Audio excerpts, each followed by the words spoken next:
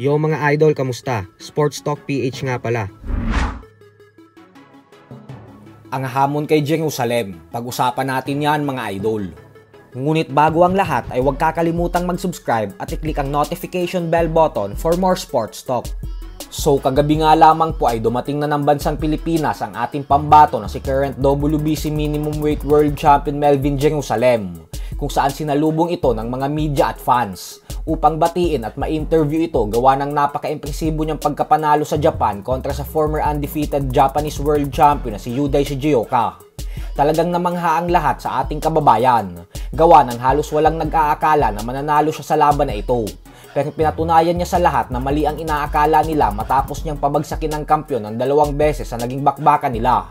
Subalit isang araw pa nga lamang po magmula nang masungkit ni Jerusalem ang kampyonato, ay agad na itong hinamon ng current undefeated WBO Minimum Weight World Champion Oscar Collazo para sa isang unification fight.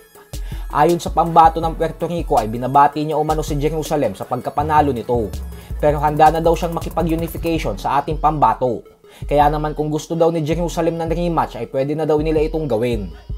Kung atin pong matatandaan ay nasungkit din ni Jerusalem ang WBO Minimum Weight World Title Belt sa bansang Japan itong nakalipas na taon lamang, kung saan tinalo niya ang Japanese World Champion na si Masataka Taniguchi via second round technical knockout.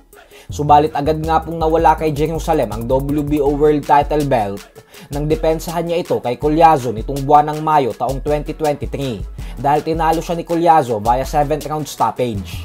Kaya naman ngayon na isang world champion na ulit si Jerusalem, ay magandang pagkakataon ito upang bawiin kay Collazo ang titulong kinuha nito sa kanya at maging isang ganap na unified WBC and WBO World Champion.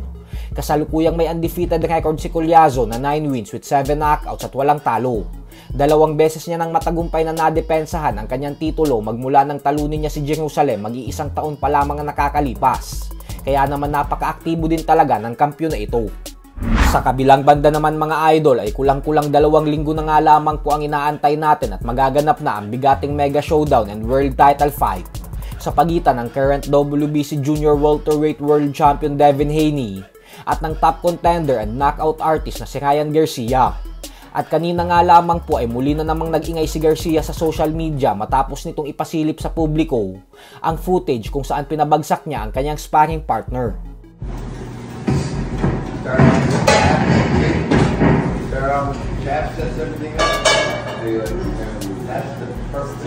Madaming mga retiradong boksingero ang naiirita sa mga ginagawa ng mga bagitong boxers ngayon na pinapakalat ang mga sparring footage nila pag nabubugbog nila ang mga sparring partners nila.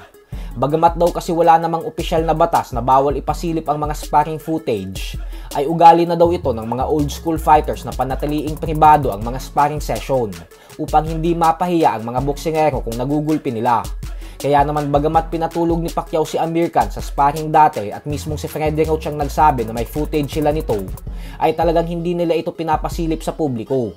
Pero ngayon umano ay panay pakalat na ang mga boksingero ng mga sparring videos nila kapag nagugulpi nila ang mga sparmates nila. So hanggang dito na lang po muna tayo mga idol.